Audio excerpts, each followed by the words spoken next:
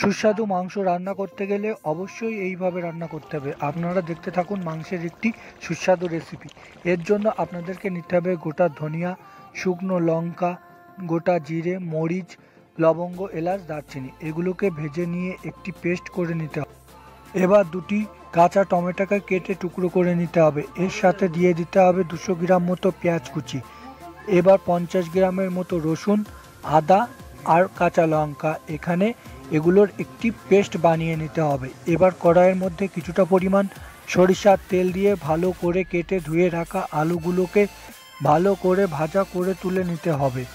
এবার এই কড়াইয়ের মধ্যে ফোড়ন হিসাবে দিতে হবে 2টি তেজপাতা, সাথে থাকবে একটি আস্ত লঙ্কা, গোটা জিরে, লবঙ্গ আর 2-3টে এলাচের টুকরো। এভাবে দিয়ে দেওয়ার পর কিছুক্ষণ নাড়াচাড়া করার পরে কেটে রাখা পেঁয়াজগুলোকে এখানে অ্যাড করে দিতে হবে এবং ব্রাউন কালার না আসা পর্যন্ত এটাকে ভেজে নিতে হবে। নেওয়ার পরে ওই পেস্ট করে রাখা আদা আর রসুনকে এখানে দিয়ে লবণ উপর থেকে ছড়িয়ে দিতে হবে এবং এগুলিকে বেশ ভালো করে কষে নিতে হবে।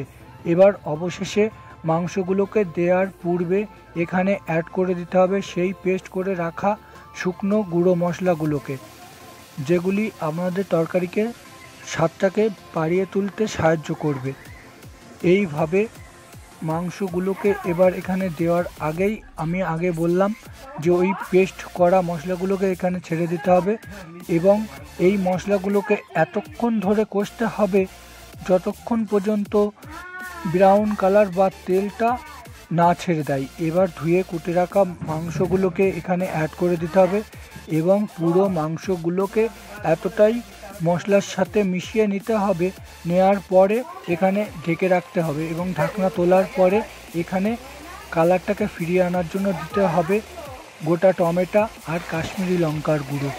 এইভাবে আপনাদের কিছুক্ষণ কষে নিতে হবে এবং এই মশলার সাথে ওই ভেজে রাখা আলুগুলোকে অ্যাড করে দিতে হবে এবং এগুলোকে ভালোভাবে মিশিয়ে নেওয়ার পর এখানে যতক্ষণ পর্যন্ত না মাংস দিয়ে তেল ছেড়ে দিচ্ছে ততক্ষণ পর্যন্ত কষাই করে নিতে হবে। এই মাংসগুলোকে কষতে থাকতে হবে। এবার এইভাবে দেখুন কষতে থাকতে থাকতে এভাবে তেল ছেড়ে দেবে, তখনই ওখানে অল্প পরিমাণে জল অ্যাড করে দেওয়ার পরে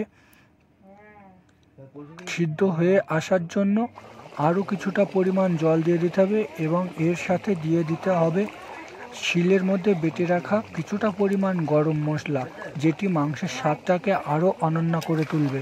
এটি একবার এইভাবে রান্না করলে এই পদ্ধতিতে আপনাদের মাংস দেখুন কতটাই নমনীয় তো হবেই, সাথে সুস্বাদুও হবে। এইভাবে মাংসটা আপনারা রান্না করে দেখতে পারেন, খুবই ভালো এবং সুন্দর হবে।